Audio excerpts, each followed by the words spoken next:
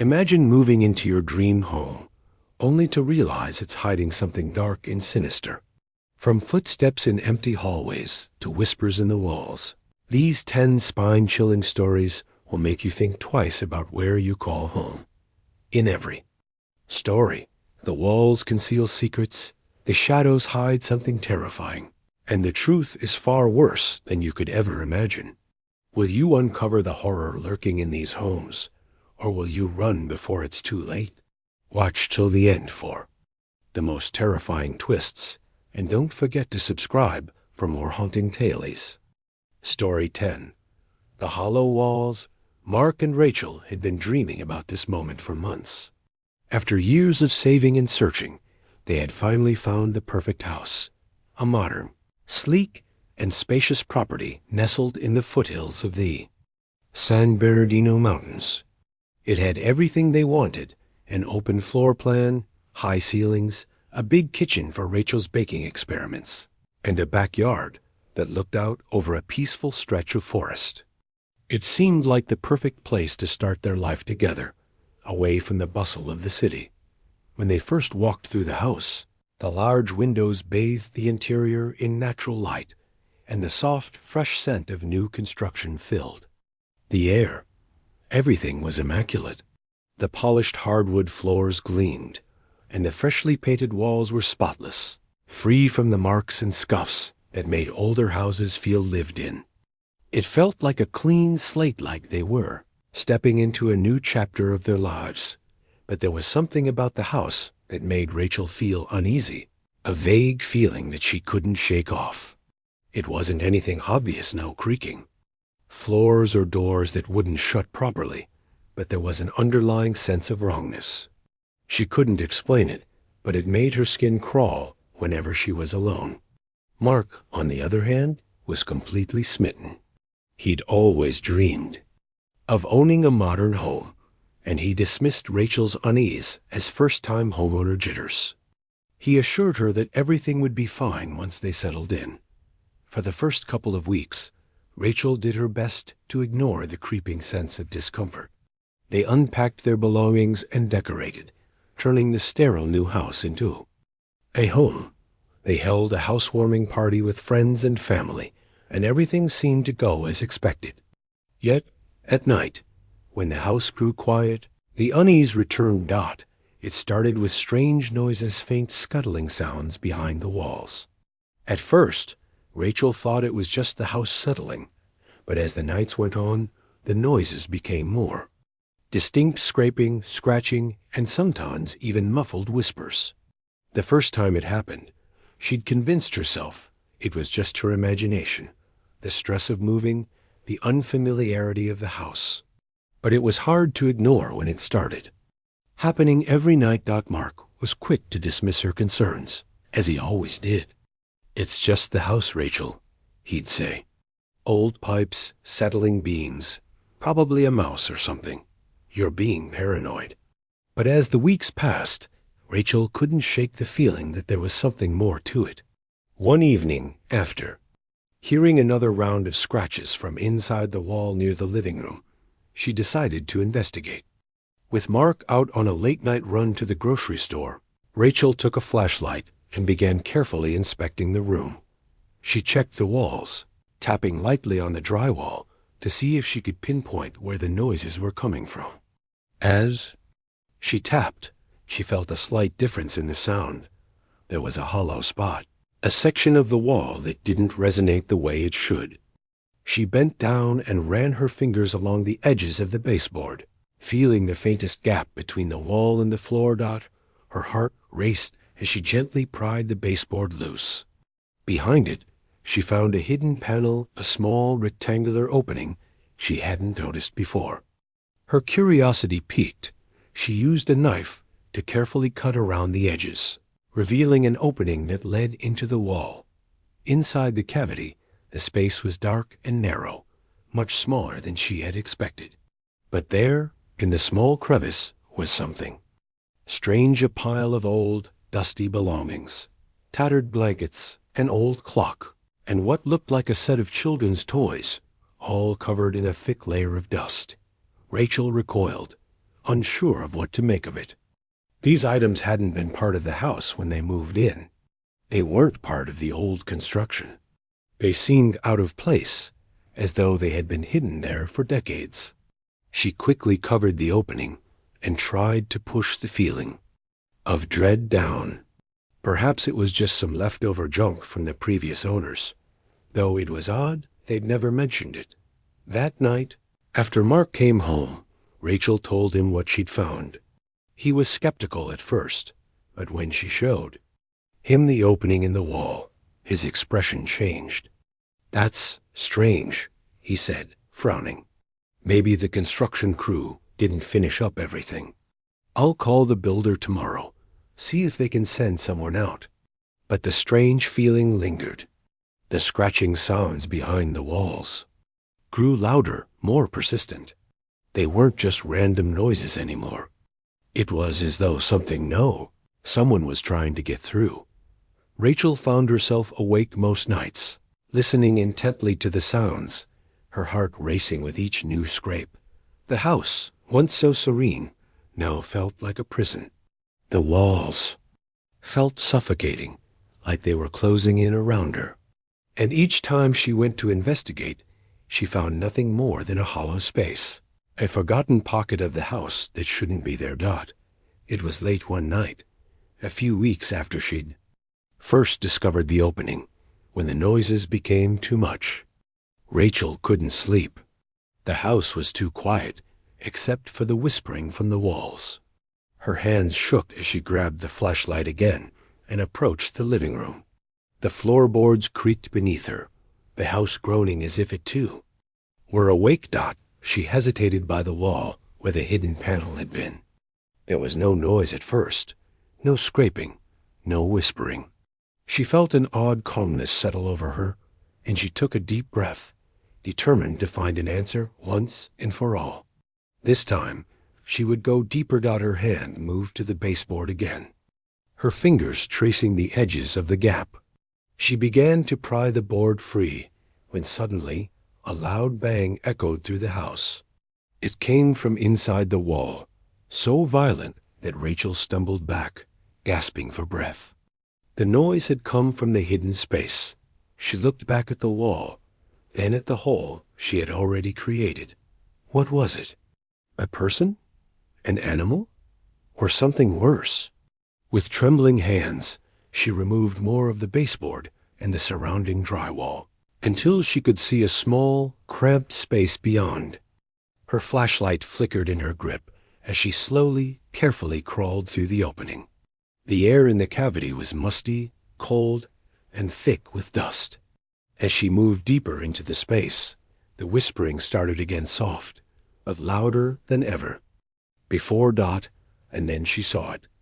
Lying in the corner of the tiny crawl space was a small wooden box, covered in a cloth.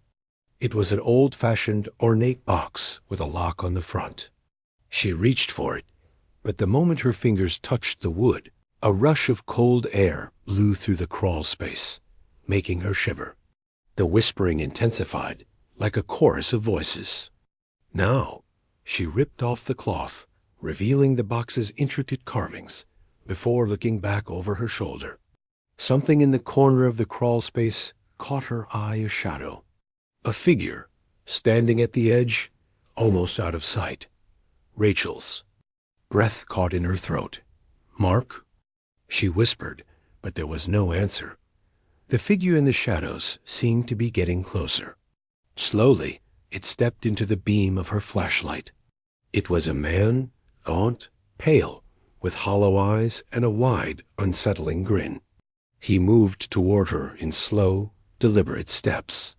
"Help me," the voice whispered, low and rasping, and it sent a chill down her spine. Rachel scrambled backward, knocking the box off the ground. The moment it hit the floor, the whispers stopped. The shadowy figure was gone. Her hands were trembling. As she reached for the box again, now frantic to understand what was happening, she grabbed it and forced it open with one swift motion. Inside, she found an old, faded letter wrapped in string. Trembling, she unrolled it, her eyes scanning the dia. Words written in a scrawled, desperate hand. Do not open the walls. Do not wake what sleeps. I buried it here for a reason. It cannot be released. It will never stop until it has you. Her heart hammered in her chest as she read the words. A sense of dread washed over her, and she dropped the letter, unable to breathe. The walls around her began to groan, shifting as if something were moving within them. Panic surged through her. She had to get out. She had to warn Mark. She ran back to the opening in the wall, but the house seemed to stretch longer now, the hallways elongating, as if they were no longer part of the same space. The door to the living room seemed farther away, as if the house itself was swallowing her. She felt trapped. The whispering came again, closer this time, as if it were right behind her. Help me, ... Rachel's heart pounded in her chest.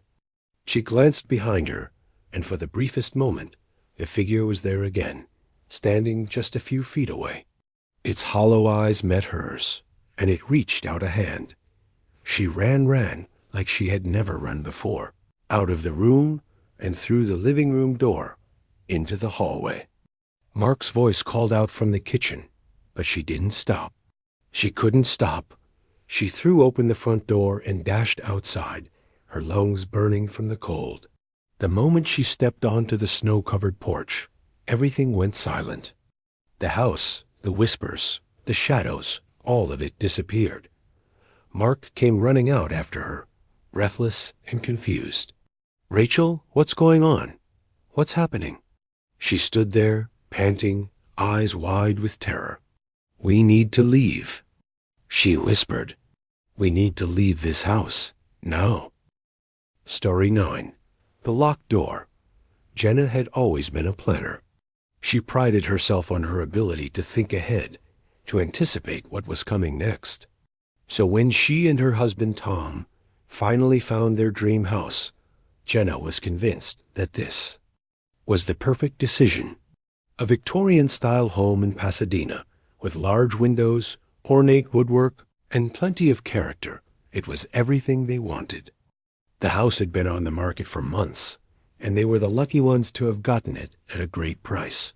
From the moment they moved in, everything felt right. The sun poured through the grand windows in the living room, illuminating the antique furniture they had carefully chosen. The high ceilings made the space feel even larger, and the beautiful wooden floors creaked underfoot, giving the house the sense of life, of stories to be told. But there was one thing about the house that unsettled her.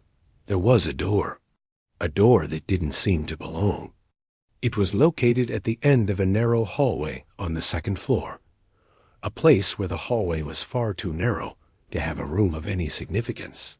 The door was small, old-fashioned, with a brass handle that seemed almost too new for the house.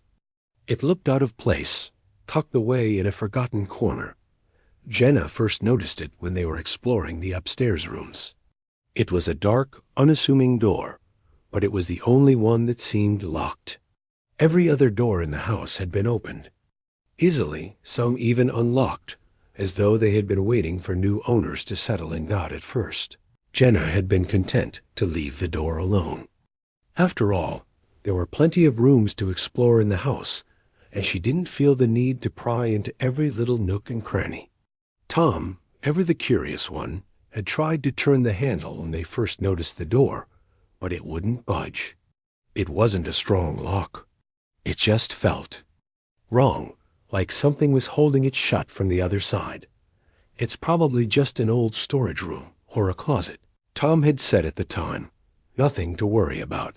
But as the days passed, the door began to gnaw at her. The house had 1,000 little secrets, hidden corners, old bookshelves, cabinets that hadn't been opened in years, but this door felt different. Something about it called to her. One evening, after Tom had gone out for groceries, Jenna found herself standing in front of it again.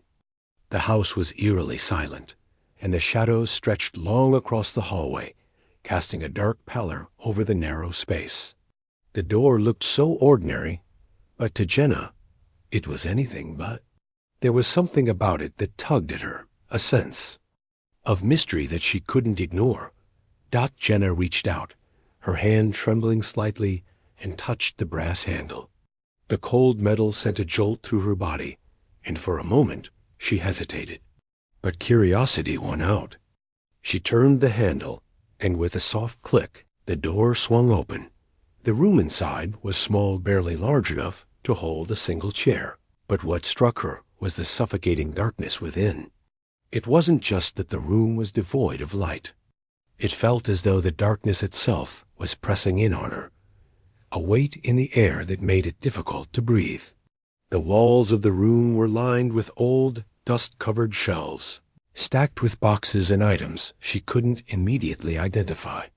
But what truly caught her attention was the thick layer of dust on the floor. Except for one section in the center of the room was a path, an area where the dust had been disturbed, as though something had been dragged through it. It was a strange, irregular pattern, like the shape of a large object being pulled across the floor. Her heart pounded in her chest as she stepped forward into the room, and the air seemed to thicken with each step she took. Her flashlight, which she had taken with her upstairs, flickered as she showed it around the room. The beam of light revealed a stack of old books, some torn and weathered with age, but one book caught her eye. It was a thick, leather-bound tome with a strange symbol embossed on the cover. Her fingers itched to touch it, but something stopped her. A deep, unsettling feeling began to form in her chest, and she suddenly felt as though someone or something was watching her. Jenna stepped back, suddenly feeling very cold. The door behind her creaked, and in the low light, it almost seemed like the shadows within the room were shifting, moving of their own accord. She quickly slammed the door shut, her pulse racing as she leaned against it, trying to calm herself. When Tom came home, she said nothing. He was busy unloading the groceries, oblivious to the fact that she had just unlocked a door that she knew she wasn't supposed to.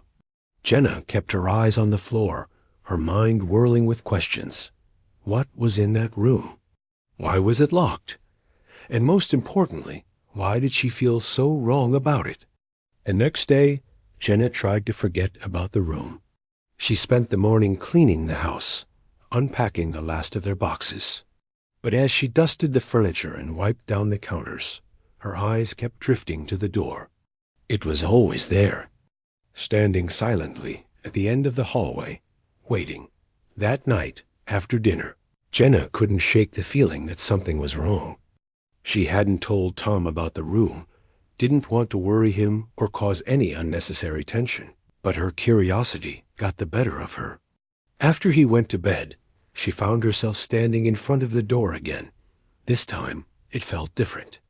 The door seemed to be calling her, pulling her in. It was no longer a simple curiosity. It felt urgent, like she had to know what was behind it. She reached for the handle, but before she could turn it, the door creaked open on its own. Jenna froze.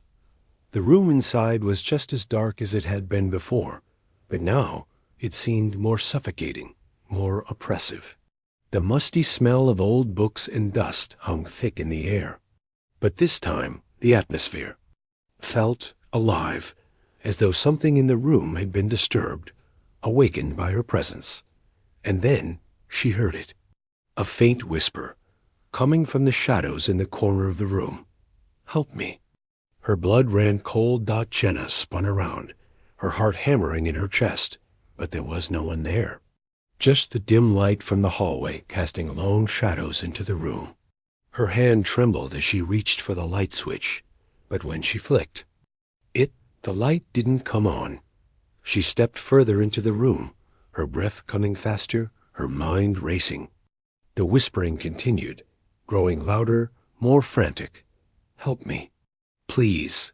A voice seemed to be coming from behind one of the shelves. Jenna's eyes darted to the spot, her body frozen with fear. The shadows there seemed to shift, and she took an instinctive step back, her mind screaming at her to leave, to run out of the house before whatever was in the room could grab her.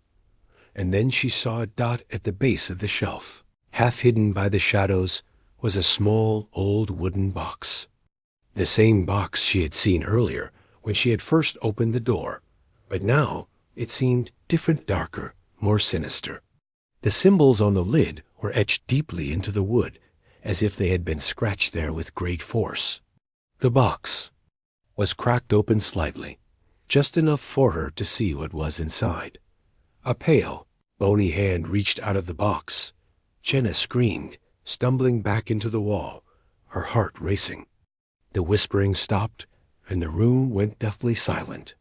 The hand had disappeared back into the box, but the feeling of dread lingered, thick and heavy in the air. She didn't know what she had seen, whether it had been real or just her mind, playing tricks on her, but she couldn't deny the terror that had gripped her. She had to get out of that room, out of that house. But as she turned to leave, the door slammed shut behind her, trapping her inside. Her breath caught in her throat as the whispering started again, louder this time. But now it was no longer. A voice. It was laughter. The next morning, Jenna woke up in a cold sweat, her heart still racing from the terror of the night before. She sat up in bed, her hands shaking. Had it all been a nightmare? She wasn't sure, but she couldn't shake the feeling that the house was watching her, that something was waiting for her to return to that room. Tom, of course, was oblivious. He made coffee and hummed in the kitchen, acting as if nothing was wrong. But Jenna knew better. The house had changed. The shadows were darker, the whispers louder. Something had awakened Dot as she stepped into the hallway. Her eyes automatically darted to the end of the corridor, where the door stood. The knob turned slowly, on its own. And then the whispering came again. Help me.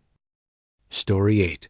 The Black Window. Lily and Ryan had always been city people, comfortable in their urban apartment, surrounded by the hum of life and the convenience of everything within reach. But when Ryan received a job offer in Santa Barbara, California, they both saw it as an opportunity for a fresh start. The idea of living by the beach, surrounded by natural beauty, seemed like the perfect antidote to their hectic lives. The house they found was perfect, a modern, minimalist design perched just above the Pacific coast, with sweeping ocean views and large, open spaces. The real estate agent had made sure to emphasize all the home's features: the large windows, the private balcony, and the state-of-the-art appliances. The price was right for a home in such an enviable location, and the couple was thrilled to move in. The house was everything they had ever wanted: quiet, spacious, and new. When they first saw the house, it was in pristine condition. The sun filtered through the large windows, casting golden light across the polished floors. There was an undeniable sense of serenity in the air. It felt like a dream come true. But there was something odd about the house, a feature that didn't quite sit right with Lily from the very beginning. It was the window. The living room had a large panoramic view of the ocean, framed by massive windows that let in the light and warmth of the California sun. But one window, just one, remained completely black. Not the usual dark tint you'd expect in a home meant to keep the sun's glare at bay. No, this window was unlike the others. It was as if someone had painted it black, sealing it off completely from the outside world. No light came through. No shadows danced across it. It simply was dark. Lily had tried to ignore it at first. Maybe it was a design quirk, she thought. Perhaps the previous owners had covered it up for some reason. But as she sat in the living room, reading or chatting with Ryan, her eyes would inevitably be drawn to that window. It was as though it had a presence, an eerie pull that kept her attention locked on it. She couldn't shake the feeling that it was hiding something that didn't belong in their bright and beautiful new home. Ryan, on the other hand, didn't see the problem. When Lily first mentioned the window, he shrugged it off. "Maybe it's just a design choice," he said, laughing. "I'm sure there's a perfectly reasonable explanation for it." But no matter how hard she tried, Lily couldn't get rid of the feeling that something was wrong. The first week in the house was blissful. They spent their days unpacking, decorating, and enjoying the spectacular views of the ocean. Lily loved the mornings when the sun crept over the horizon, casting golden light across the beach. They even hosted a small dinner party for some of their new neighbors. The house seemed to breathe with life, and everything appeared perfect. But as the days wore on, Lily couldn't shake the unease she felt whenever she entered the living room. The black window began to haunt her thoughts, and the more she thought about it, the more she felt something was wrong. It was as if the window was watching her. She often felt its gaze, though it wasn't a gaze she could explain. It was a feeling deep in her bones that the window was observing her, waiting for something. One night, after a long day of work, Lily was sitting on the couch, scrolling through her phone, when she noticed something strange. The black window, which she had grown so accustomed to ignoring, seemed to be different. She couldn't quite explain it, but there was something about it that seemed off. The darkness inside the window wasn't as deep as it used to be.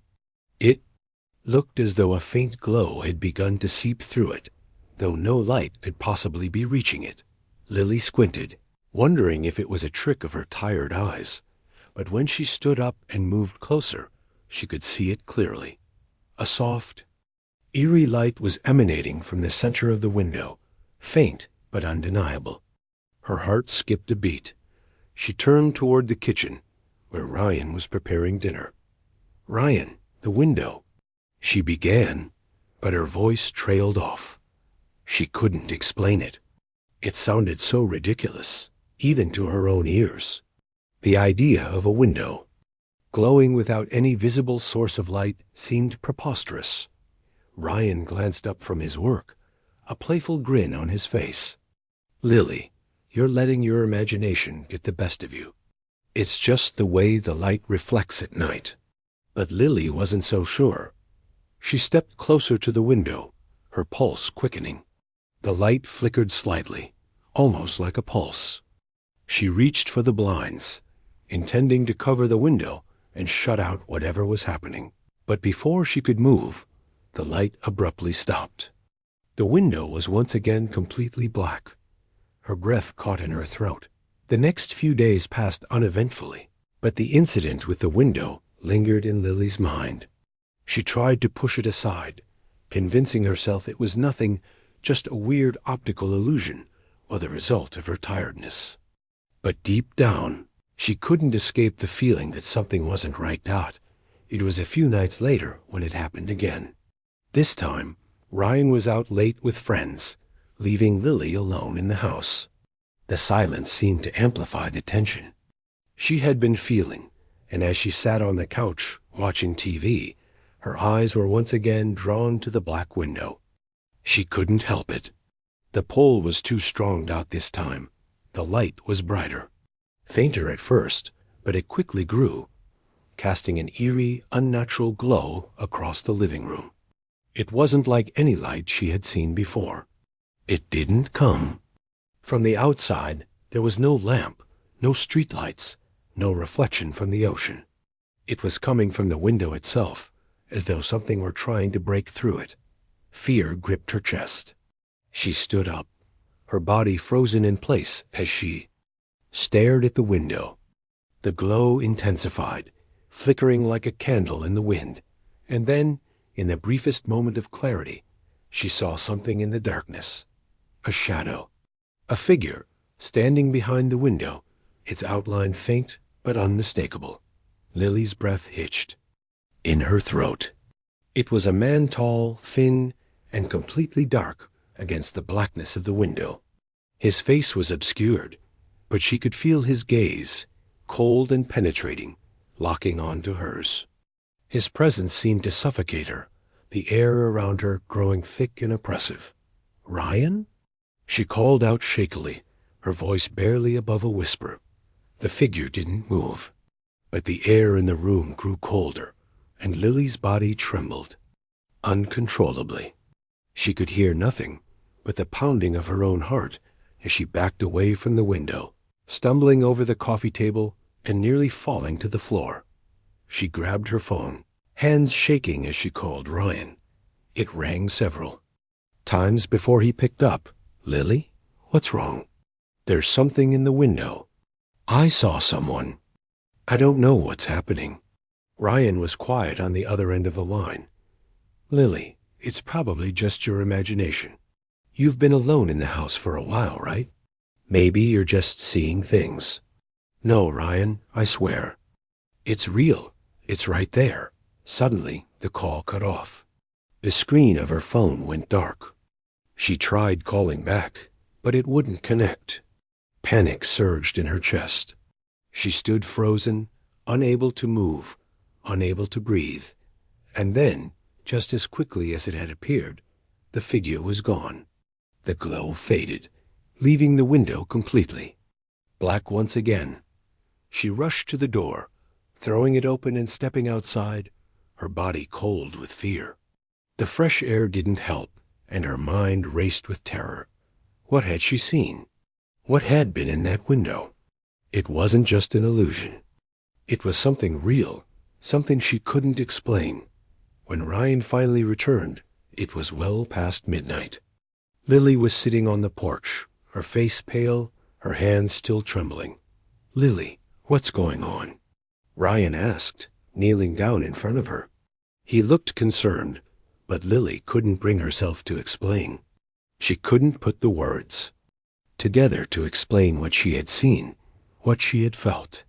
She couldn't even trust herself anymore. "I don't know what happened," she whispered. "But something is in the house, something in the window."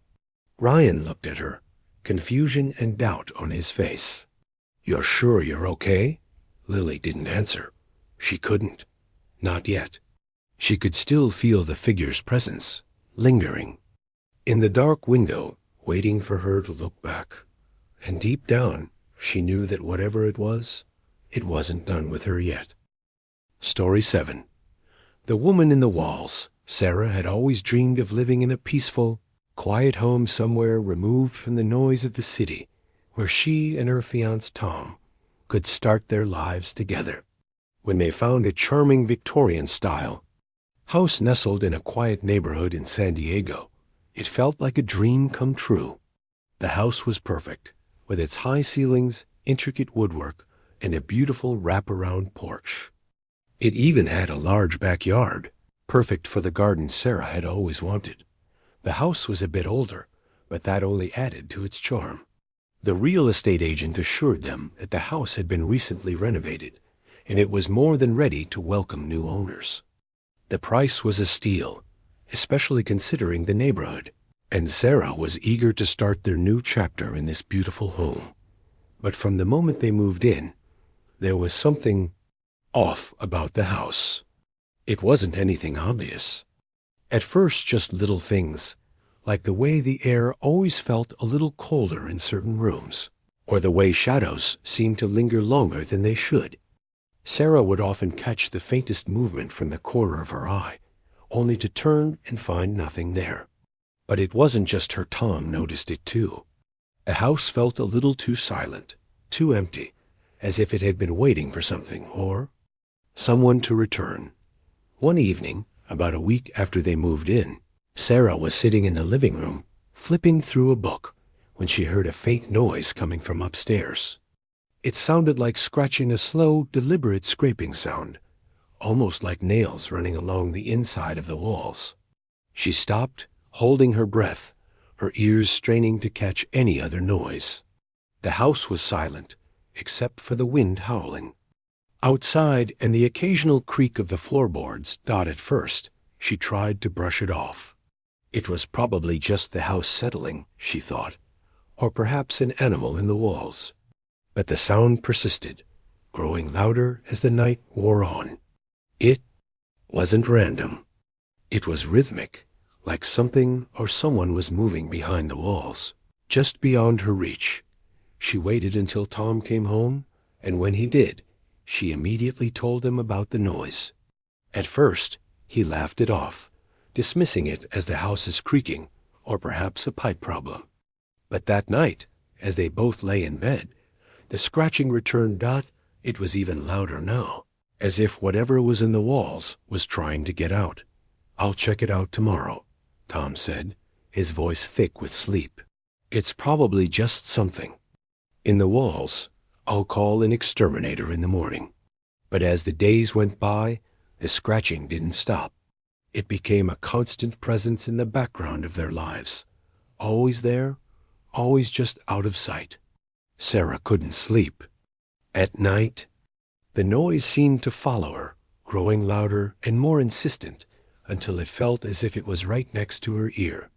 One afternoon, after Tom had gone to work, Sarah couldn't take it anymore.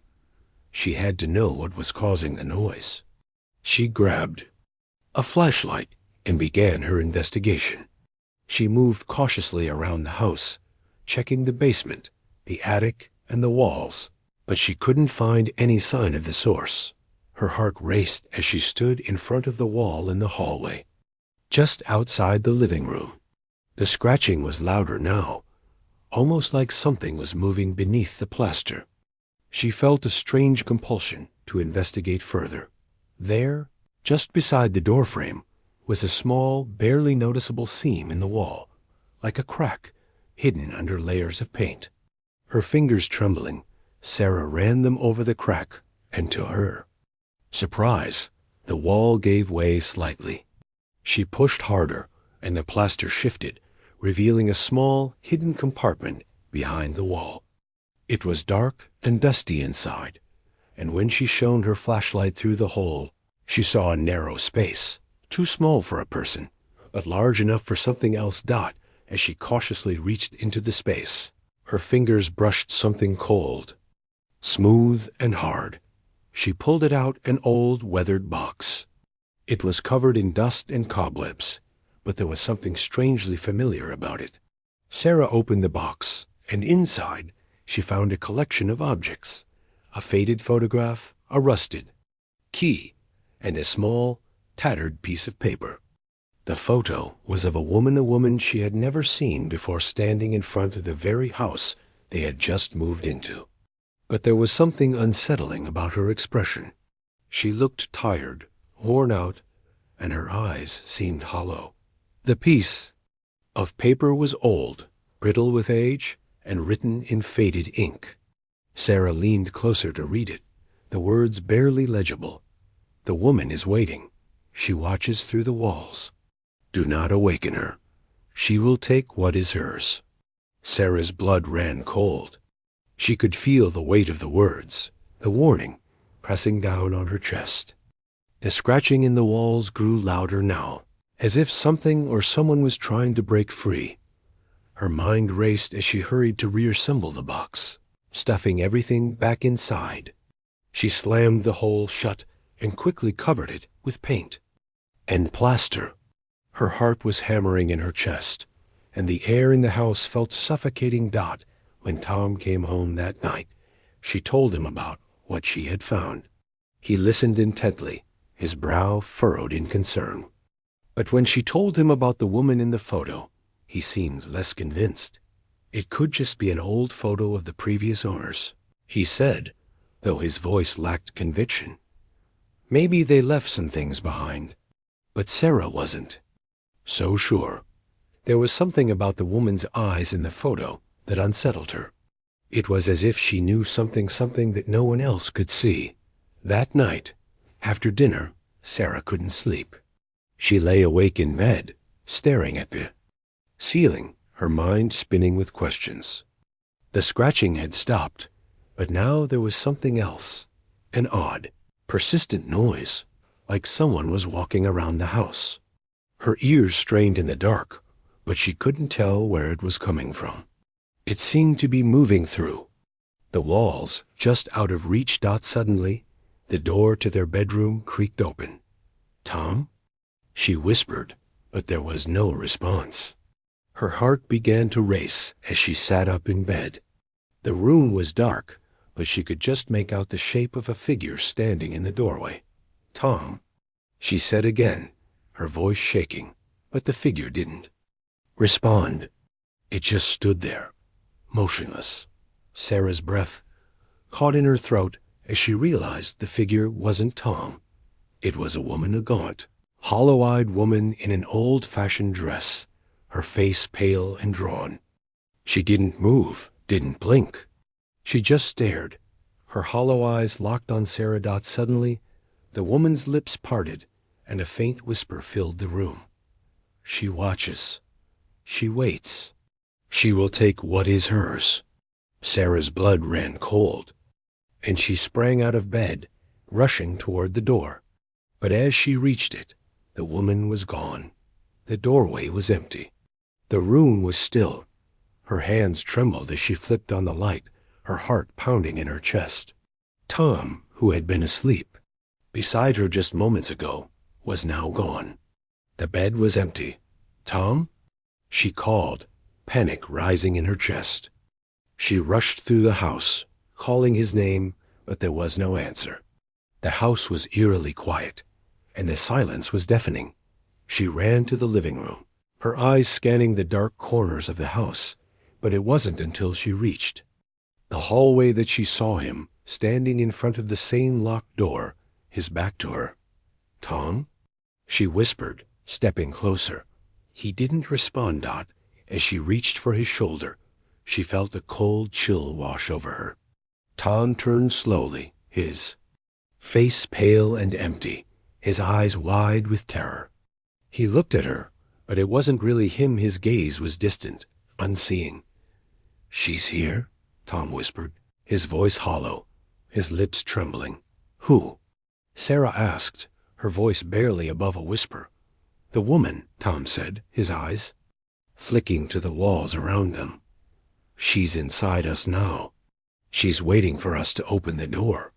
Suddenly, the scratching began again, louder than ever, echoing through the walls like claws scraping against bone. "No," Sarah said, her voice rising in panic. "We have to leave. We have to leave now." But before she could move, the door behind Tom slowly creaked open. The air grew heavy, and the faint smell of decay filled the room. The woman stepped out from the shadows, her hollow eyes fixed on Sarah. She took a step forward, and Sarah could feel the darkness pressing in, swallowing the light. "She's mine," the woman whispered, her voice a raspy breath. In that moment, Sarah realized that the woman in the walls had always been there, watching, waiting. And now it was too late to escape. Story 6. The Spirits of Ocean View Drive. Kyle and Emma had never been the superstitious type. They laughed at ghost stories, dismissed rumors of haunted places, and rolled their eyes at the idea of spirits lingering in abandoned houses. But when Kyle got a new job in California, they couldn't resist the opportunity to move to a beautiful beachfront home on Ocean View Drive in Malibu. The location was perfect, sweeping views of the ocean, a spacious home with plenty of room to entertain, and a relaxing coastal atmosphere they had always dreamed about. They imagined peaceful walks along the shore, watching sunsets over the water, and living out their picture-perfect life. But what they didn't know was that the house they had just moved into had a dark past, one that neither of them could have possibly predicted. The house had been on the market for quite some time, but when Kyle and Emma viewed it, it seemed like a steal. The real estate agent had mentioned that the previous owners had moved out quickly, though she didn't elaborate on the reasons. Emma, ever the optimist, brushed it off as the kind of thing that happens when people decide to relocate for work. Kyle, though, couldn't help but feel uneasy as they walked through the empty rooms. It felt too perfect, too pristine. Every corner gleamed with fresh paint. Every window framed a breathtaking view of the Pacific. And yet, something about the place felt wrong. There was an odd sense of emptiness in the house, a heaviness in the air that Kyle couldn't shake. "Are you sure this is it?" Emma asked, her voice bright with excitement As she looked out over the balcony, Kyle hesitated, glancing back at the shadowed hallway behind them. "It's beautiful, but something's off." Emma smiled, squeezing his arm. "Come on, Kyle. It's perfect. We can make it our home. Let's not overthink it." And with that, they bought the house. The first few nights in their new home were blissfully peaceful. The ocean waves crashing against the shore outside the window, the cool breeze drifting through the open balcony door. It felt like paradise. But it didn't take long for things to start feeling a little less than perfect. It began with strange noises at night. At first, they assumed it was just the house, settling creaks in the floorboards, the wind howling outside. But then came the whispers. Soft, barely audible whispers that seemed to come from nowhere. At first, Emma dismissed it as the wind, the sound of the waves crashing, or perhaps even the neighbors. But the whispers continued. Low, almost guttural murmurs that seemed to come from within the walls, as though someone or something was hiding, just out of sight. Kyle, more attuned to the house's unsettling atmosphere than Emma, began to get the feeling that they were not alone. Late one evening, as he sat in the living room reading a book, he heard it again, a soft, disembodied whisper that seemed to float across the room. His heart raced as he glanced around, but the room was empty. He chalked it up to exhaustion and dismissed it, but the feeling of being watched wouldn't go away. One afternoon, when Emma was out running errands, Kyle decided to take a walk along the beach to clear his head. He had been feeling more and more unsettled in the house, and a walk in the fresh air might help him shake off the strange feeling that had been following him. As he walked along the shoreline, the wind in his hair and the salty ocean air filling his lungs, he noticed something that seemed almost out of place in this beautiful setting. It was a small, dilapidated wooden house at the far end of the beach near a rocky outcropping. It wasn't visible from their balcony, hidden behind a row of jagged rocks and thick, unkempt vegetation. He had never noticed it before, and it seemed oddly out of place, almost as though it had been abandoned for years. Curiosity piqued. Kyle approached the house. It was small, with broken windows and the remnants of a dilapidated porch. He hesitated for a moment, feeling a strange pull toward it, before cautiously stepping onto the porch. The door was slightly ajar, and as he pushed, it opened. The hinges groaned in protest. Inside, the air was thick with dust and mildew, and the floorboards creaked beneath his feet. It was clear that no one had lived there in a long time, but there was something else. On the far wall, an old portrait hung quickly faded, yellowed with age, but still visible. Kyle stepped closer, inspecting it. It was a portrait of a woman, wearing a long white gown, her eyes staring directly at him. There was something deeply unsettling about her gaze, cold and vacant, like she was staring through him, not at him.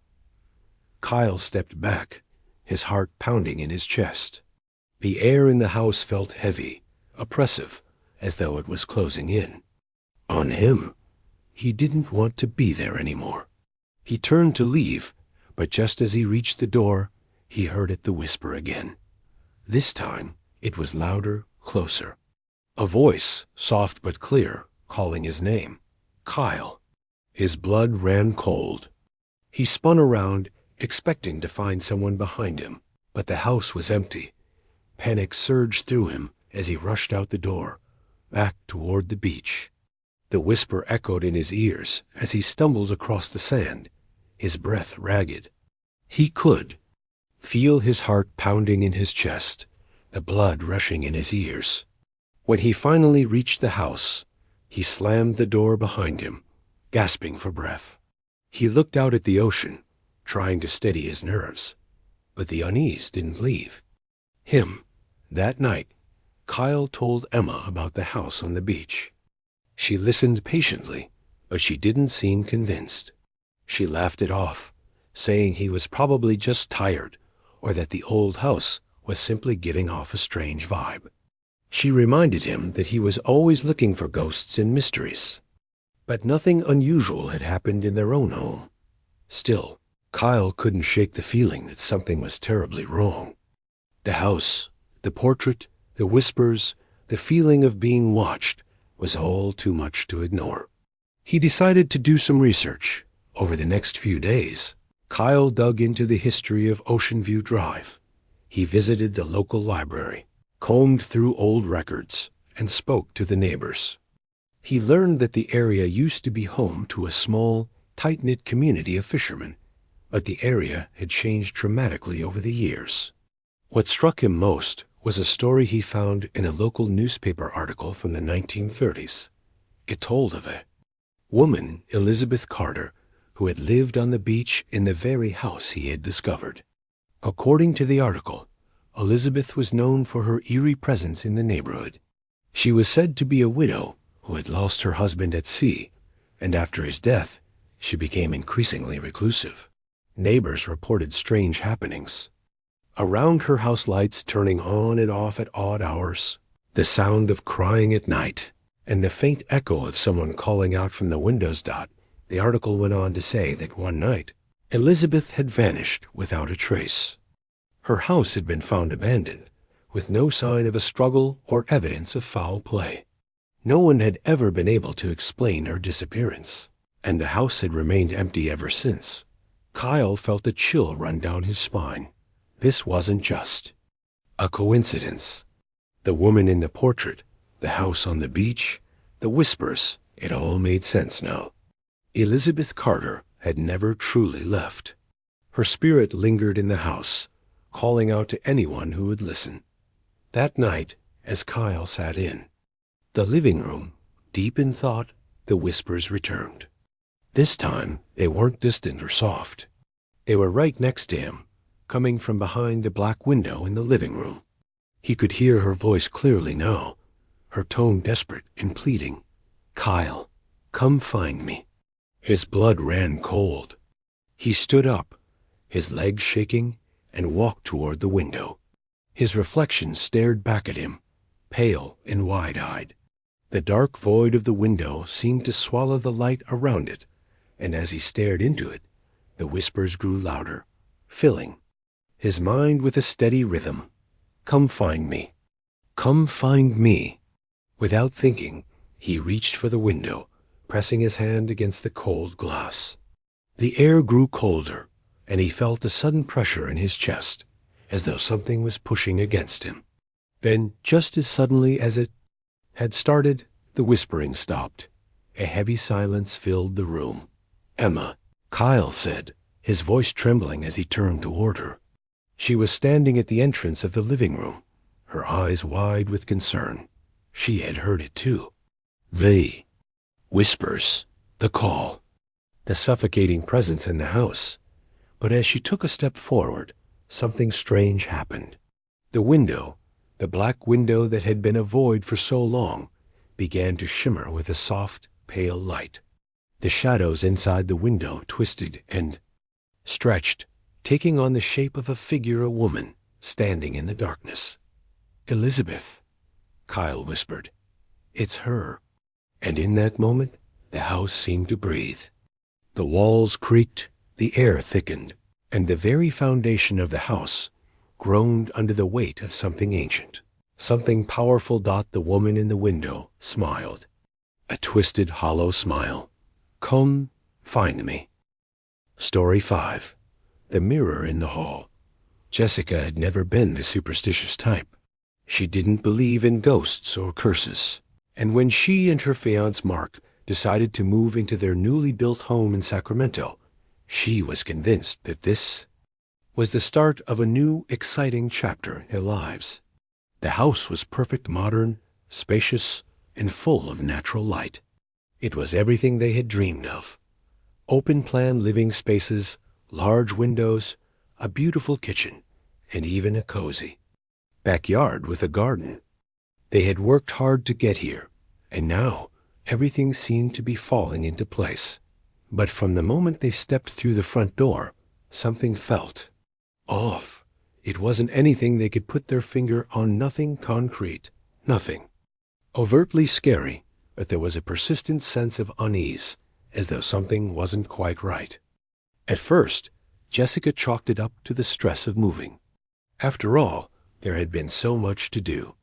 Unpacking, arranging furniture, figuring out where everything went. Moving into a new house was always a bit chaotic. The house was brand new, no one had ever lived in it before, and the entire neighborhood was still under construction. It felt isolated, like a world unto itself, cut off from the surrounding bustle of the city. At first, the quiet was something she appreciated, but as the days passed, the silence became deafening. One evening, as Jessica was unpacking a box of books in the living room, she noticed something strange, a large mirror in the hallway just outside the living room. It hadn't been there the day before. In fact, it wasn't even something she remembered purchasing. It was framed in dark wood, a classic, elegant style that didn't quite match the rest of their modern decor. It was placed perfectly in the center of the hallway, reflecting the rooms on either side. Jessica froze. She had no idea where it came from, and the more she looked at it, the more it unsettled her. She couldn't remember moving the mirror into the house, and she certainly hadn't bought it. Mark hadn't said anything about it either. But the strange thing was that it seemed to fit there so perfectly, as though it had always been part of the house, like it had been waiting to be placed. At first, Jessica thought it was a quirky design choice, a new addition to an otherwise empty house. But as the days passed, the mirror began to feel oppressive. Every time she walked past it, she felt like something was looking back at her, not just her reflection, but something else. The reflection in the mirror was always slightly off, too still, too perfect, as though it wasn't entirely in sync with the room it was reflecting. The longer she looked, the more she felt the weight of its gaze. "Mark," she called out, one evening after dinner, "where did this mirror come from?" "I don't remember buying it." Mark looked up from the couch, where he was flipping through a magazine. "What mirror?"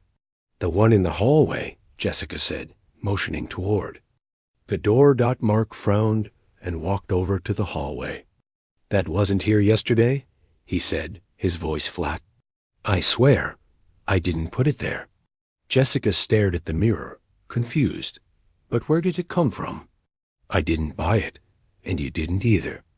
And it's so." She paused, trying to find the right words. "It's strange, Mark. It feels off." Mark stepped closer to the mirror, examining it closely.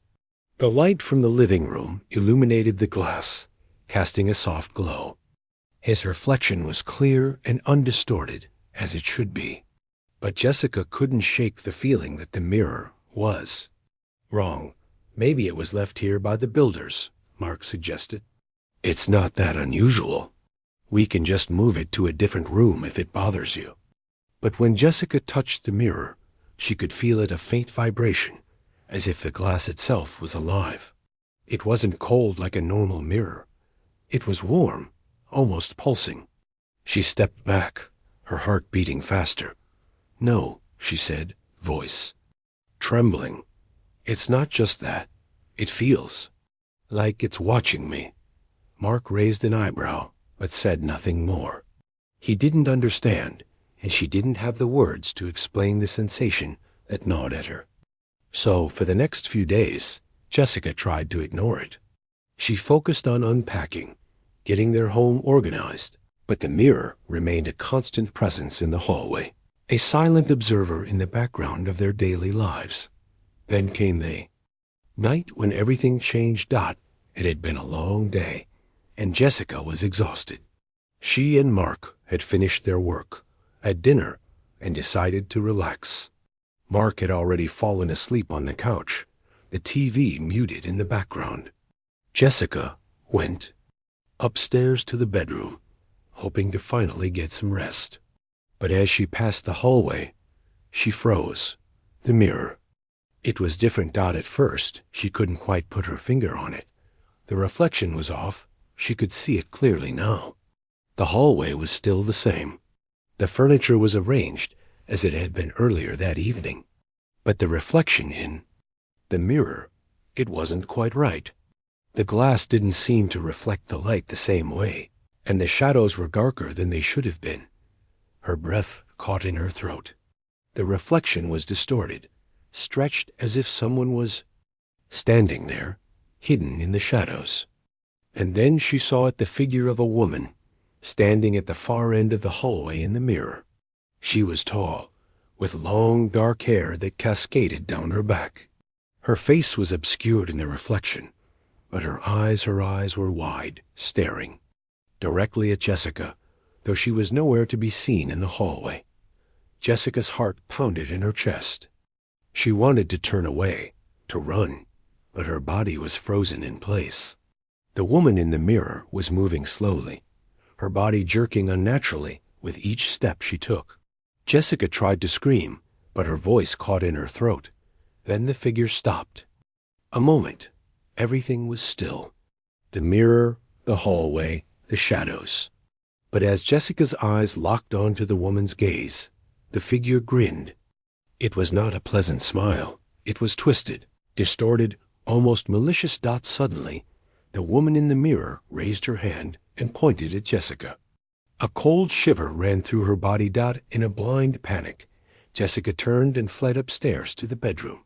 She slammed the door behind her, her heart racing as she collapsed onto the bed. But the sound of scratching against the walls reached her ears. She tried to calm herself, to think rationally, but every time she closed her eyes, she could still see the woman's face, those wide, unblinking eyes staring back at her. The next morning, Jessica barely slept. When she woke up, it was to the sound of Mark moving around downstairs. He was already up, getting ready for work, but Jessica lay in bed, staring at the ceiling. She couldn't shake the feeling that something had followed her into the house. It wasn't just the mirror. It was something else, something far more sinister. When she finally got up, Mark was in the kitchen, making coffee. He looked up when she walked in, his face tired but smiling. "Morning, sleepyhead," he said, his voice cheerful. "Morning," Jessica mumbled, her voice distant. She didn't feel like eating or even talking. The events of the previous night still rattled her, but she couldn't bring herself to explain it to Mark. He wouldn't believe her, not without seeing it for himself. "Are you feeling okay?" Mark asked, his tone softening when he saw her pale face. "You don't look so good. You didn't sleep well, did you?" "I'm fine," she lied, offering a weak smile. But as she walked past the hallway toward the bathroom, she couldn't help but glance at the mirror. The woman was gone, the reflection now just a normal image of the hallway, but the unsettling feeling still lingered. The shadows in the mirror were darker than they should have been, and something about the stillness in the reflection felt wrong. It felt like the woman was still there, watching, waiting. Over the next few days, things only worsened. The mirror seemed to become more than just an object in the house. It became an invasive presence. At night, Jessica would hear strange noises coming from the hallway, like soft whispers or the faint sound of footsteps approaching the door. But when she checked the hallway, it was always empty. It was as if the house itself was mocking her, showing her glimpses of something she couldn't quite understand. One night, after a particularly long day, Jessica couldn't take it any longer. She decided to confront the mirror once and for all. She grabbed a hammer from the toolbox and walked toward the hallway. Mark wasn't home yet, and she had the house to herself. Standing in front of the mirror, she raised the hammer and swung it at the glass. The impact was sharp, and the mirror cracked, splintering into a web of jagged lines. But as the glass shattered, something strange happened. A thick, dark mist poured from the mirror, swirling around her feet and filling the hallway. Jessica gasped, stumbling back. The mist was cold, suffocating, and the air around her grew heavier with each passing second. The whispers grew louder, and then the woman's face appeared in the mist, her twisted smile still there, her eyes wide, unblinking, staring directly at Jessica. "No!" Jessica screamed, backing away. "Leave me alone." But the mist didn't retreat. It swirled around her, closing in, and the last thing Jessica saw before the darkness took her was the woman's eyes. Filled with malice. When Mark came home later that evening, he found the hallway eerily silent. The mirror had been destroyed, shards of glass scattered across the floor, but there was no sign of Jessica. He called her name, but there was no answer. Panic surged through him as he rushed upstairs, searching each room until he finally reached the bedroom. The room was empty. And the only thing left behind was the faint sound of whispering, and the reflection of a woman in the cracked mirror, still smiling. Story 4. The basement door. Greg had always been the type of person who craved stability. He thrived on routine, on the predictable nature of life. So when he and his wife Tara decided to buy their first home in the quiet hills of San Francisco, it seemed like the logical next step. They had saved up for years, and now, with Tara pregnant and their lives starting to settle down, they finally had a place to call their own. The house was everything they had hoped for. Spacious, with large windows that let in plenty of natural light, a cozy fireplace, and a sprawling backyard.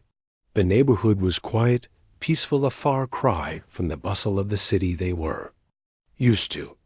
But there was one thing about the house that neither of them could explain. The basement. The house was a charming old Victorian, built in the early 1900s. It had all the classic features they loved: creaky wooden floors, high ceilings, and plenty of character. But the basement, well, that was a different story. It wasn't that the basement was particularly strange. In fact, it seemed like any other basement. It was dark, dusty, and filled with old furniture, boxes, and the remnants of past residents. What unsettled Greg about it was the door. The basement door was tucked away at the far end of the hallway, near the kitchen. It was made of heavy wood, its surface scarred by years of use. The handle was old, rusted in places, and the lock appeared to have been replaced more than once. Greg couldn't help but notice that the door seemed out of place, darker than the other doors in the house, as though it had been installed in a hurry. And the strangest thing about it was that it didn't have a key. The real estate agent had mentioned that the basement was locked for safety reasons, and that it was unlikely anyone had been down there in years. She gave a quick smile, as if to dismiss any concerns, and told them it was probably nothing. But Greg couldn't shake the feeling that there was more to it than that. The first few days in the house went smoothly, and Greg tried to focus on settling in. Tara was busy with work and preparing for the baby, so it was mostly up to Greg to get things organized. But no matter how many boxes he unpacked or how many walls he painted, his mind kept drifting back to the basement door. Every time he passed it, he felt the need to stop, to inspect it, to know what was behind it. One night, after Tara had gone to bed early, Greg decided to investigate. He couldn't explain why he felt so compelled to open the door, but the urge was overwhelming. It was as if the door was calling to him, begging to be opened. He approached the basement door slowly, his hand resting on the cold brass handle. He hesitated for a moment, his heart beating a little faster. Tara had always been the more adventurous one, the one who pushed boundaries. But Greg was the rational one, the one who avoided taking risks. But tonight was different. He turned the handle and pushed the door open. The hinges creaked loudly, echoing through the empty house, and a chill ran down his spine as he stepped into the basement. The air was musty, thick with dust, and the faint scent of mildew lingered in the corners. The basement was dimly lit by a single flickering light bulb hanging from the ceiling. The walls were lined with old shelves, stacked with forgotten boxes, furniture. draped in white sheets and rusted tools. There was an old furnace in one corner, its metal surface caked with years of grime dot. As Greg moved deeper into the basement, he noticed something strange. The far corner was unnaturally dark. It wasn't the dim light from the bulb that caused. It was something else. It was as if the darkness itself was deeper there, more suffocating. Curious, Greg walked toward it, his footsteps echoing off the cold concrete floor. When he reached the corner, he paused. There, half hidden behind a stack of boxes, was something he hadn't noticed before: a small wooden chest. It was old, its surface worn smooth by time, and its lock was rusted shut. Greg knelt down, his hands trembling slightly. The chest was too small to be a trunk, but it seemed oddly out of place among the rest of the boxes. He ran his fingers over the surface, and as he did, he felt a strange sensation, a shiver that ran down his spine. There was something about the chest, something he couldn't quite put his finger on. After a moment of hesitation, he stood and grabbed a crowbar from a nearby shelf. He pried open the lock with ease, and as the chest popped open, he recoiled. Inside, wrapped in old, tattered cloth, was a small wooden box. It was intricately carved with strange symbols that Greg didn't recognize. The box seemed to hum with energy, like it was alive in some way. Without thinking, Greg reached for the box, his fingers brushing against the smooth wood. The moment he touched it, a jolt of cold ran through his body. He pulled his hand back quickly, feeling a sudden wave of nausea wash over him. What was wrong with him? Why had he even opened it? He quickly closed the chest and shoved it back behind the boxes, as if somehow putting it away would make the feelings go away. But it didn't. The coldness, the dread, it stayed with him. It gnawed at the edges of his mind, lingering like a shadow he couldn't shake.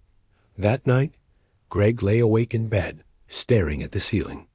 Tara was fast asleep beside him, but he couldn't stop thinking about what he had found in the basement.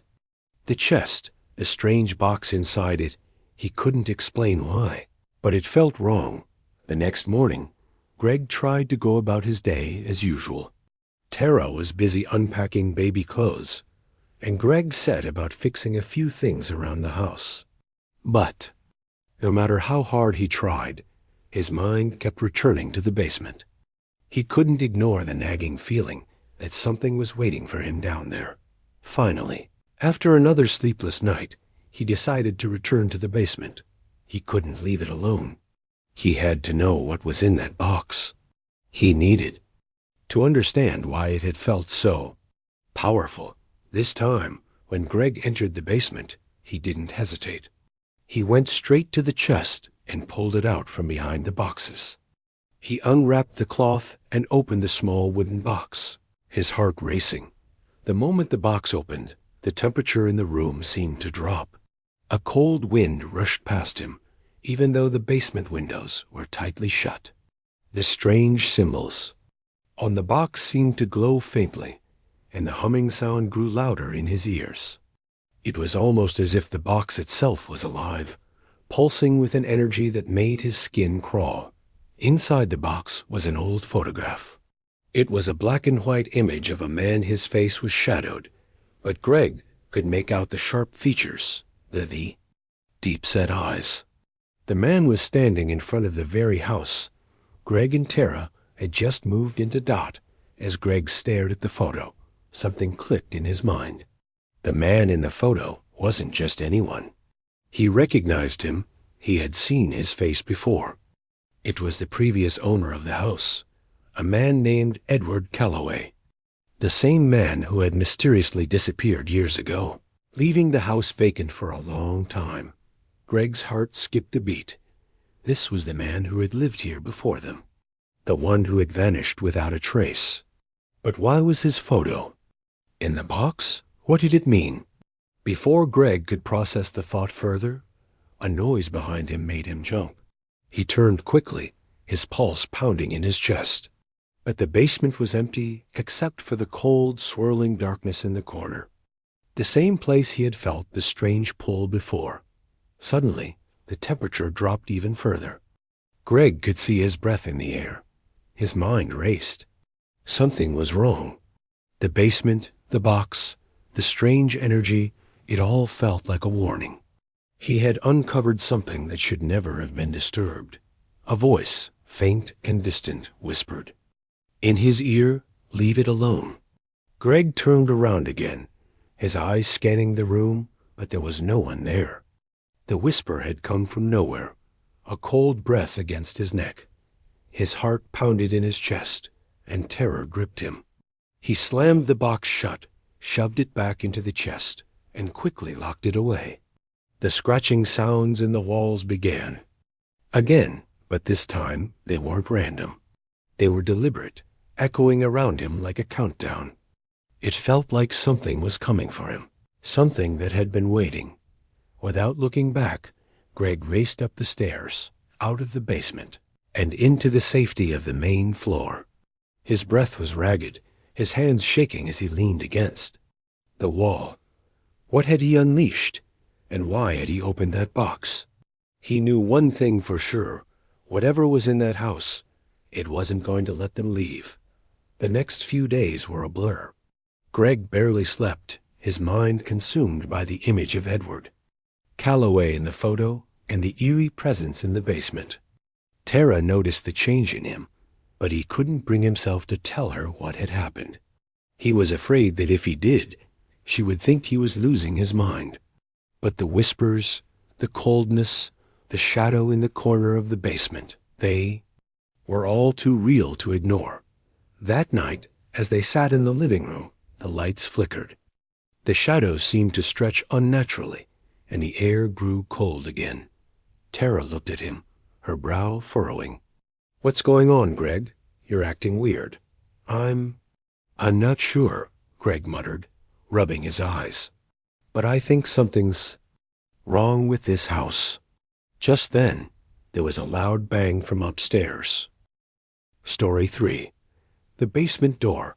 Greg had always been the type of person who liked control. He thrived on routine, on the predictable ebb and flow of daily life. But when he and his wife Tara decided to leave their cramped city apartment behind for a house in the quiet hills of San Francisco, he was excited. They had saved up for years, and now they finally had the chance to own a spacious home with a sprawling backyard. The house itself was a dream. Large windows, an open floor plan, and high ceilings that made the space feel expansive and welcoming. It was everything they had ever wanted. However, there was one thing about the house that didn't sit right with Greg from the beginning. It wasn't something he could put into words, not something obvious, at least, not at first. It was just a feeling, an undercurrent of discomfort that seemed to linger in the house, especially when no one else was around. It was as though the house had been waiting for them, like it was somehow aware of their arrival. The house had been built decades ago, and although it had been renovated recently, there were still little things that felt old about it, like the creaky floorboards and the occasional flickering light. But it wasn't the house's age that unnerved Greg. It was something else. There was one room in particular that seemed to draw him in, even though he didn't want to go near it. The basement. It wasn't that the basement was unusual. It was just a typical storage space, full of boxes and old furniture that the previous owners had left behind. What bothered Greg was the door. The door to the basement had a peculiar quality to it, sturdy yet old. The doorknob was warm, and the wood had a layer of dust that made it feel untouched. He had noticed it when they first moved in, but hadn't paid much attention to it. It was a door. After all, nothing special. But as the days passed, Greg started to feel drawn to it. It was a pull that he couldn't ignore. There was something about it that felt like it was calling him, like it was hiding something just out of sight. Tara noticed it too, though she didn't feel the same pull that Greg did. She had no qualms about the house, other than the occasional creaky floor or the odd smell in the attic. For her, The house was a fresh start, a place to raise their family. But for Greg, it was something else, a puzzle that needed solving. Every time he passed the basement door, he felt a strange, inexplicable sense of urgency. One night, after a long day of unpacking boxes, Greg finally decided to take a closer look at the basement door. Tara had gone to bed early, leaving him alone in the house. He wasn't sure why, but it felt like the right time. He walked down the narrow hallway, his feet silent against the wooden floors, and stood in front of the door. His hand reached for the doorknob, feeling the cold metal against his palm. He hesitated for a moment, but then turned it. The door creaked open, revealing a dark staircase that led into the unknown. The air down there was thick with the smell of dust and old wood. As Greg stepped onto the first step, a chill ran through his body. The steps creaked beneath his weight, each one groaning as if protesting his presence. The darkness seemed to close in around him, swallowing him whole. His heart began to race as he descended further into the basement. He reached the bottom of the stairs, and the darkness was almost suffocating. There was a faint, distant sound that he couldn't quite place, like a faint humming or whispering, almost as if the house itself was alive, breathing. Greg hesitated, unsure if he should continue. The basement felt wrong. It wasn't just the darkness or the strange noises. It was the feeling that something was watching him, waiting for him to make a mistake. But his curiosity got the best of him, and he pushed forward, reaching for the light switch on the wall. When the light flickered on, the room was revealed to him in full. It was what he had expected. Dusty old furniture covered with white sheets, boxes stacked haphazardly in the corners, old paintings leaning against the walls. The space was large, stretching deep into the back of the house. But there was something about it, something in the air, that unsettled Greg. As he moved further into the basement, his eyes were drawn to a strange sight, a large, rusted metal box sitting against the far wall. It was completely out of place in the otherwise ordinary space. The box was old, covered in dust and cobwebs, its surface scratched and dented. The lock was broken, as though it had been forcibly opened at some point in the past. Greg moved closer, his curiosity overtaking him. He knelt down beside the box, brushing away the dust to get a better look. As he did, a faint smell reached his nose, something sour and rotting. He wrinkled his nose, but continued. With trembling hands, he opened the box. Inside, there were old papers, yellowed with age, along with a few strange objects that seemed to have no significance. But it was the photograph that caught his eye. It was a black and white photo, slightly curled at the edges. The image was of a family, a man, woman, and 2 children standing in front of the house. But what struck Greg as odd was the expression on their faces. The family looked empty. Their eyes were hollow, their smiles twisted and unnatural, as though they weren't fully there. Greg felt a chill run through him. His fingers hovered over the photograph, and he couldn't shake the feeling that something was terribly wrong. The room seemed to grow colder, and the whispers, faint at first, began to grow louder. He quickly stuffed the photograph back into the box and slammed it shut, his heart pounding in his chest. But when he stood up, he realized that he wasn't alone. From the corner of the room, a figure stepped forward. It was a woman, pale, gaunt, her clothes old and tattered. She looked almost translucent, as though she were made of smoke. Her eyes locked onto Greg's, and her lips twisted into a grin that sent shivers down his spine. "Get out," she whispered, her voice barely audible, but unmistakably cold. Greg stumbled backward, his mind racing as he scrambled for the stairs. His breath came in ragged gasps, and his heart thundered in his chest. He couldn't explain what was happening. The woman's presence was suffocating, and the air in the basement felt thick with dread. He reached the top of the stairs and slammed. The basement door shut behind him, his hands shaking as he locked it.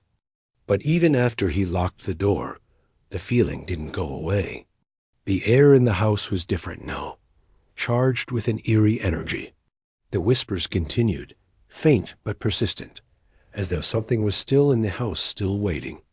Tara woke up to Greg pacing back and forth in the living room. His face was pale, his eyes wide with terror. "Greg?" she asked, her voice filled with concern. "What happened?" He turned to her, his chest rising and falling rapidly as he tried to catch his breath. "Tara, you won't believe me, but there's something in the basement. I saw someone. A woman. She told me to get out." Tara's face softened, but she didn't seem as alarmed as Greg had hoped. "Greg, you're probably just exhausted. Maybe it's the stress of moving in. You need to get some sleep." But Greg couldn't shake the feeling that whatever he had encountered in the basement was real. The whispers, the coldness, the woman's voice, it was too vivid, too tangible to ignore. That night, the house seemed to hold its breath. The air was still, heavy with an oppressive energy that made it hard for Greg to sleep. Tara had fallen into a restless slumber beside him, but he couldn't close his eyes. Every creak, every rustle, every small sound made his heart race.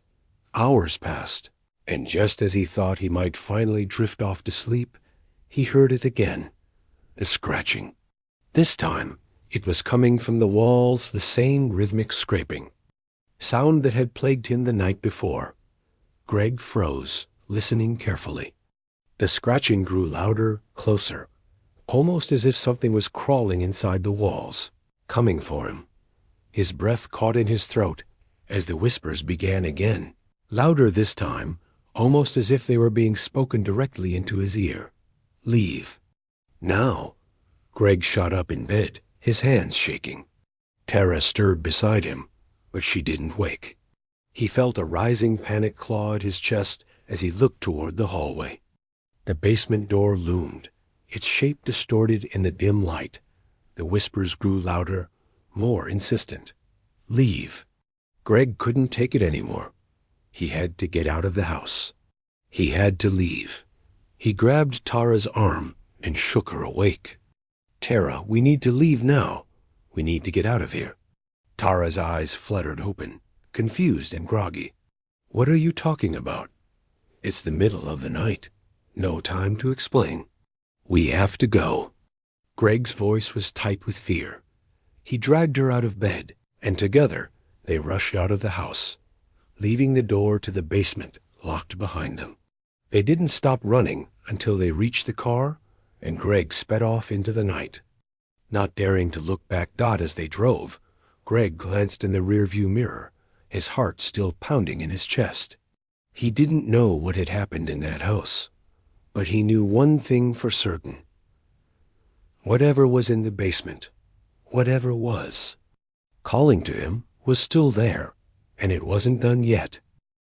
Story 2. The old craftsmen Jack and Miranda had always admired the beauty of the Bay Area, but it wasn't until they decided to buy a home in Oakland that they truly understood the allure of its old neighborhoods. The tree-lined streets, the mix of Victorian houses and craftsman-style homes, all gave the area an undeniable charm.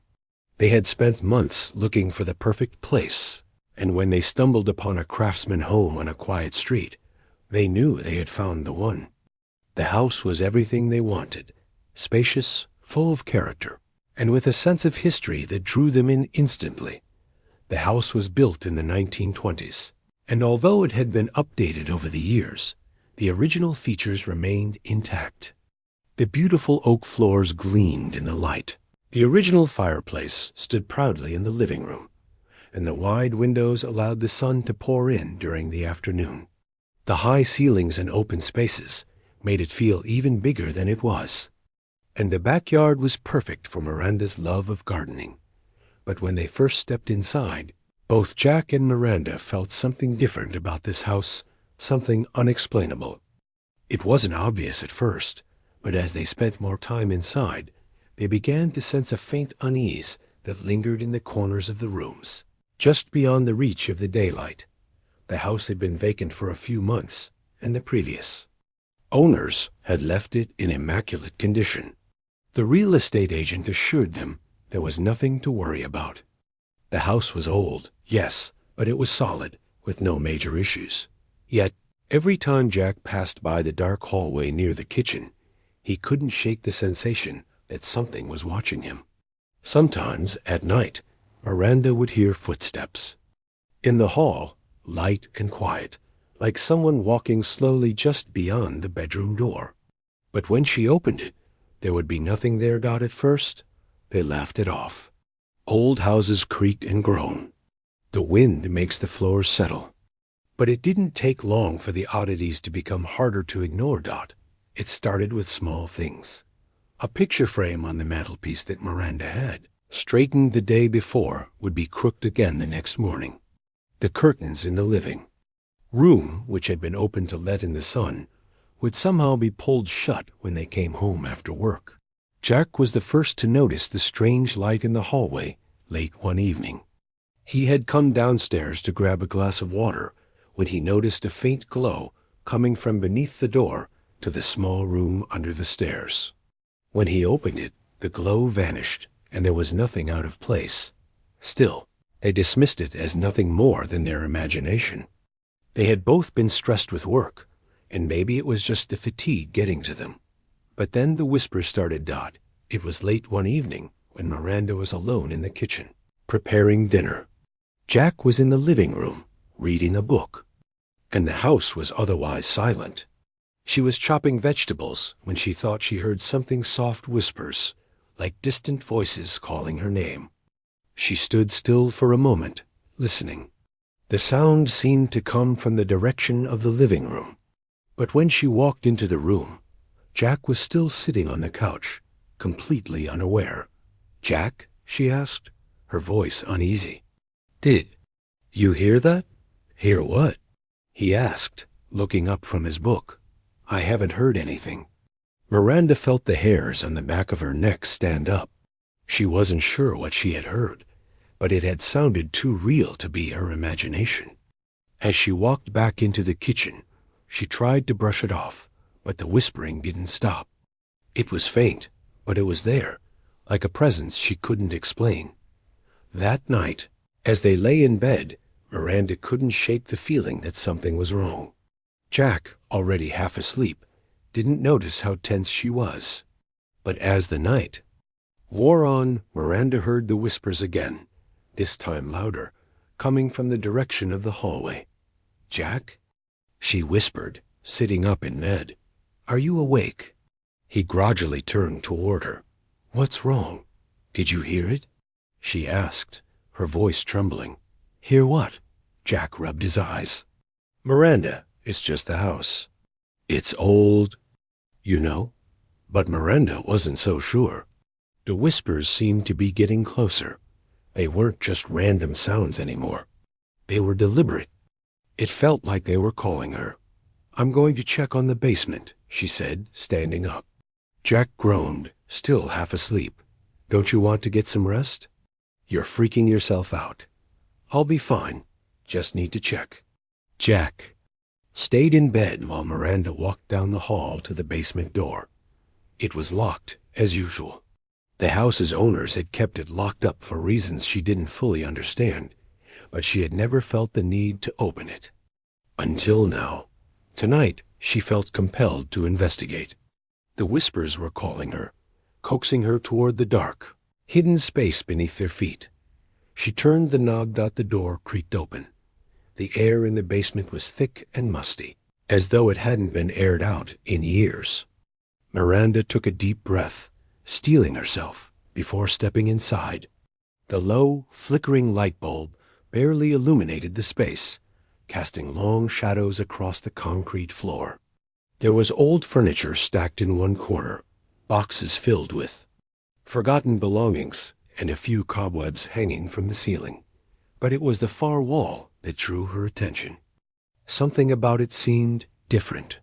There was a section of the wall that didn't quite line up with the rest of the room, as though it had been patched up. She stepped forward, her heart beating faster with every step. The whispers were louder now, and she felt an odd pressure in the air dot as she approached the wall. She noticed a small, hidden door no larger than a cupboard door, partially obscured by a stack of boxes. The door was old, its wood warped and chipped, and the handle was rusted. It looked like it hadn't been opened in decades. She reached out, hesitated, then turned the handle. The door opened with a low groan, revealing a narrow, hidden room. The air was thick with dust and the faint smell of decay. Inside, there was a single chair, a small desk, and an old, dusty mirror hanging crookedly on the wall. The mirror was framed in black wood, its surface cracked and warped with age. Miranda stepped inside, her heart pounding in her chest. The air felt heavier, like the room itself was pressing down on her. The whispers were no longer just in the background. They were all around her, echoing from the walls, growing louder, more urgent. She looked into the mirror, and for a moment, everything seemed normal. Her reflection stared back at her pale, wide-eyed, frightened. But then, the reflection didn't match her movements. The woman in the mirror, still dressed in the clothes she had worn, was no longer mimicking her gestures. She moved of her own accord. The woman in the mirror smiled, but it wasn't a friendly smile. It was something dark, something sinister. Miranda stumbled backward, her hand grabbing for the doorframe as her heart raced. The whispers grew louder still, more frantic, as if the woman in the mirror was calling to her. Then, the reflection of the woman in the mirror began to move faster. Her eyes locked onto Miranda's. Leave. Now, the woman's reflection whispered. Miranda turned and ran up the basement stairs, slamming the door behind her as she made her way back to the safety of the living room. Her chest heaved as she gasped for air, the terror of what she had just seen consuming her. When she reached the living room, Jack was sitting up in bed, his face pale and filled with concern. "What's wrong? You look like you've seen a ghost." I saw something, Jack. In the mirror. Down there. A woman. She was in the mirror, and she wasn't me. She told me to leave." Jack stood up, looking confused and skeptical. But something about the look in Miranda's eyes told him she wasn't joking. "What do you mean, a woman?" Jack asked. "She was in the mirror, Jack. She smiled at me. And her eyes were empty. It felt like she was warning me." Her voice broke, tears welling in her eyes. "It wasn't just in the basement. She's in the house, Jack. She's everywhere, and I think she wants us to leave." Jack tried to comfort her, but inside his own fear had begun to take root. He couldn't deny the strange events they'd been experiencing since moving in. The whispers, the strange occurrences. He had thought it was just stress.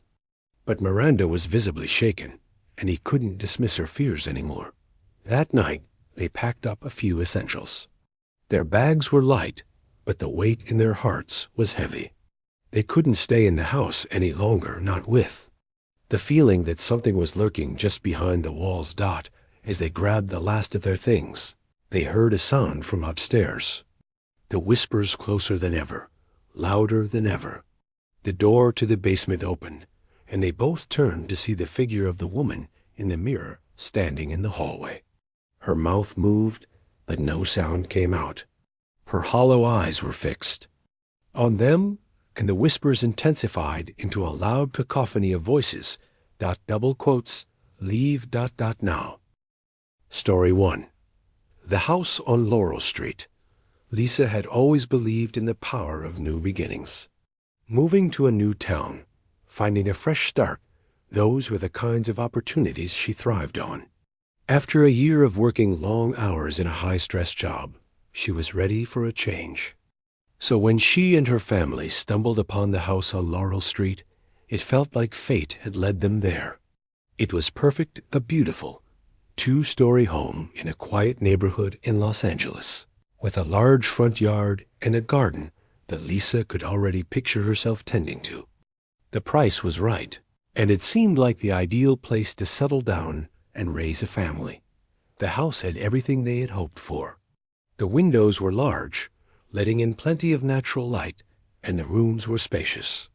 It had that old world charm that made it feel like a home from a storybook, a place that had seen generations of families come and go.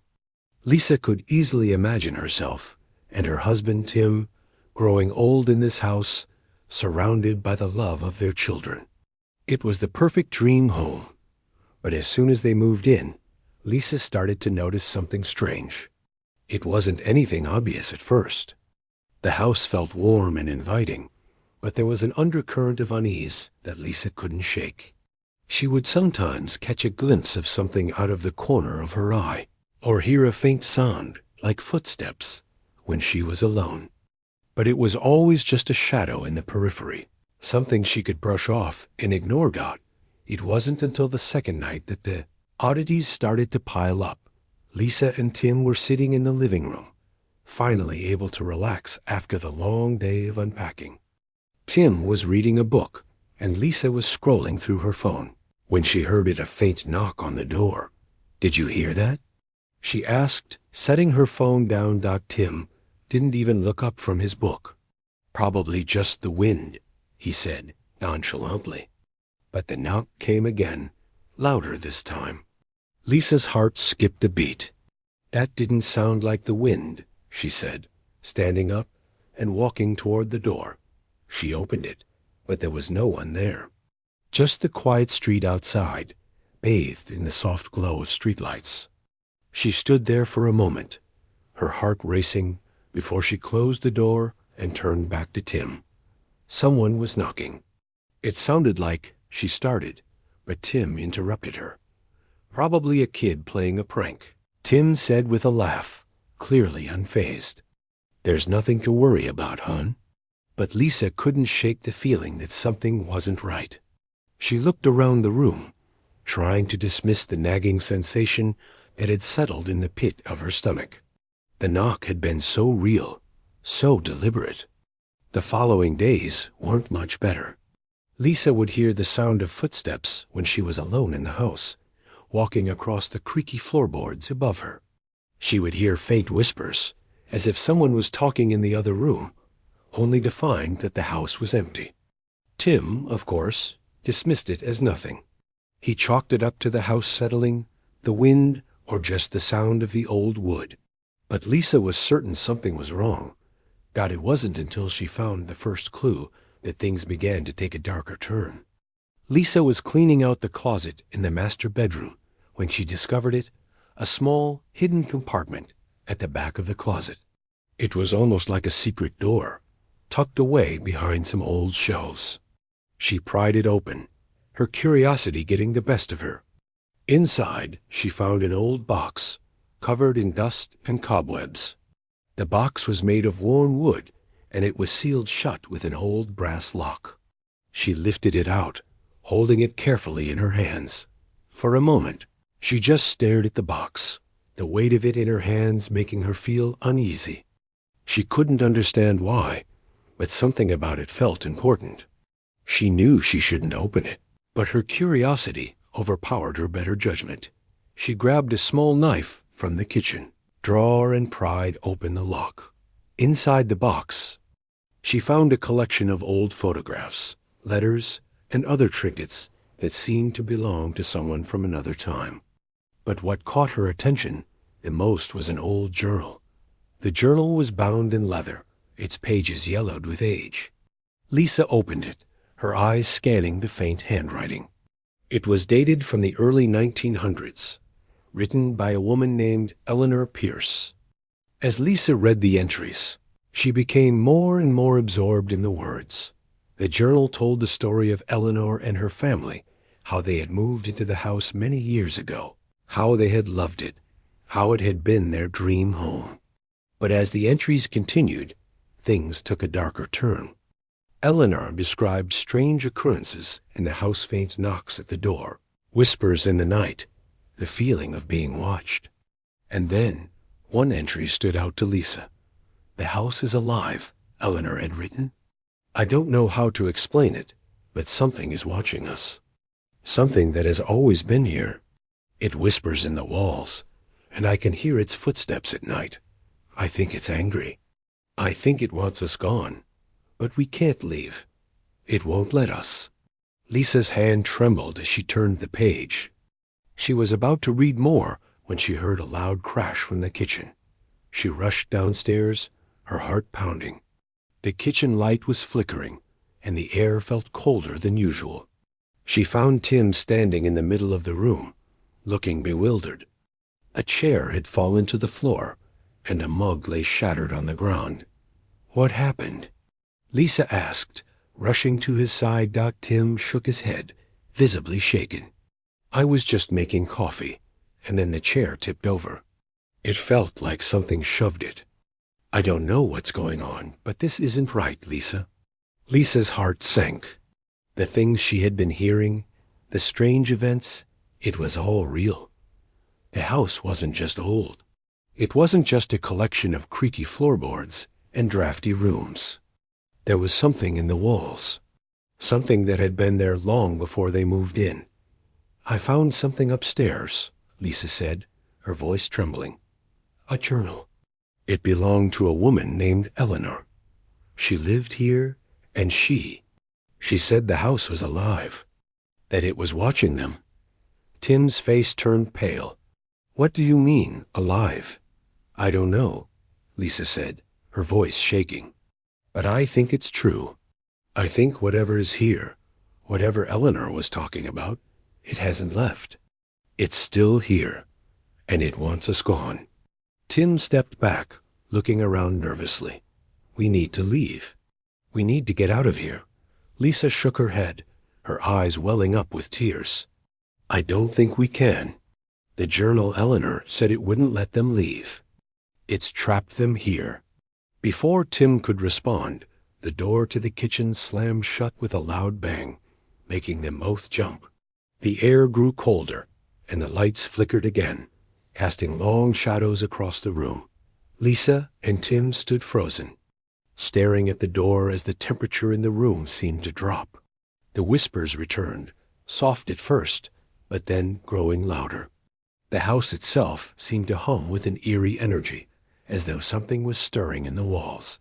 Then, from the darkness beyond the door, a figure emerged. It was a woman, pale, gaunt, with hollow eyes that seemed to pierce through them. Her clothes were old-fashioned, her hair matted and tangled. She moved toward them slowly, her gaze never leaving theirs.